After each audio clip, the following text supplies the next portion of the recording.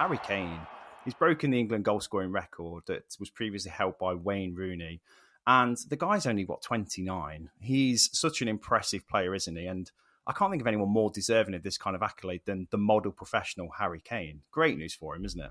Yeah, it's going to be a really funny week for him, isn't it? If anyone watches Community, there's that meme that goes around of Donald Glover's character who goes down to get some pizza and he comes back up and the whole apartment's on fire and he kind of just stands there like, well, what happened?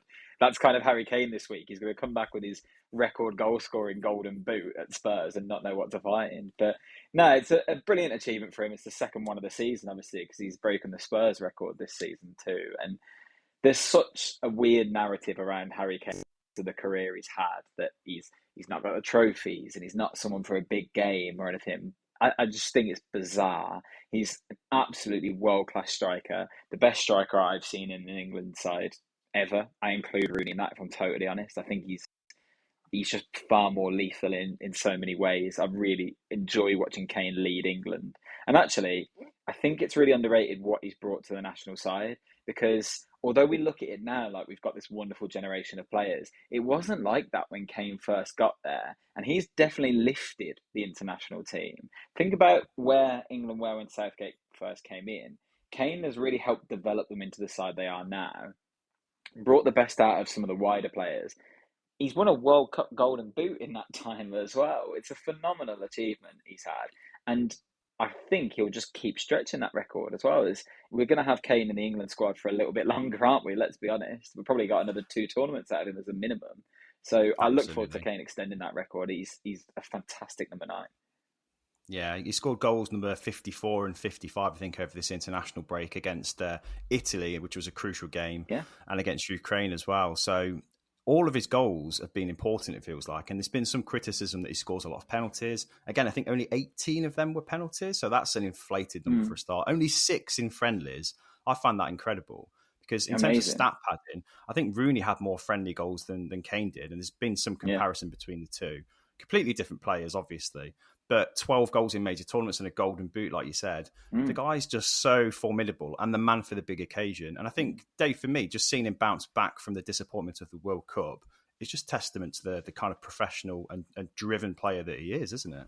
Yeah, I mean, in both these last couple of games, we've seen the best parts of Harry Kane as a player. And I think this goal against, in his last game, just summed him up as a player. How formidable he is in the link-up and the build-up play, to obviously actually receiving it in the box. It's actually crazy, if you look early on in that move, how he kind of distributes it out to the wing, seeing how deep he is and how he actually managed to get himself in the box and time his run perfectly.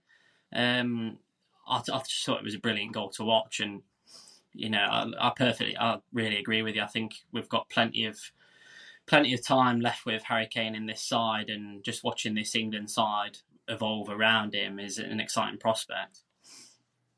Different player to Rooney though altogether, isn't he, Myles? And I don't remember seeing a goal scorer as threatening as him in England colours, especially in my lifetime.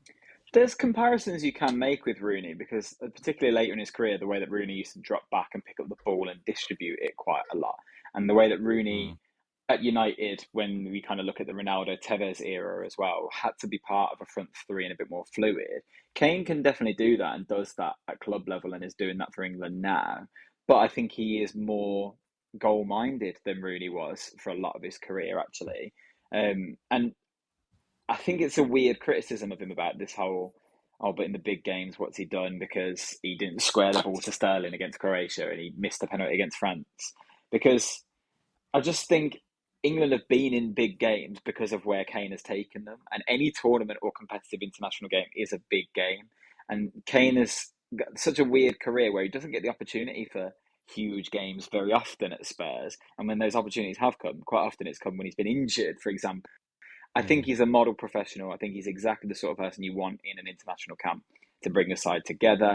I think if you consider the way he links up with Saka, for example, who I'm sure we're going to go on to talk about, that's a fierce club rival. And back in the day for England, that would have been really problematic and they would have struggled to link up. And actually, you see him forming bonds and relationships with different England players that have really benefited their progress. So, yeah, it's a wonderful player to have around, a great deadly finisher. I'm not sure how many international sides can say currently they've got a better number 9 than England. I don't know if any can really. Maybe France, but do you call Mbappe a number 9? It's really tight, isn't it?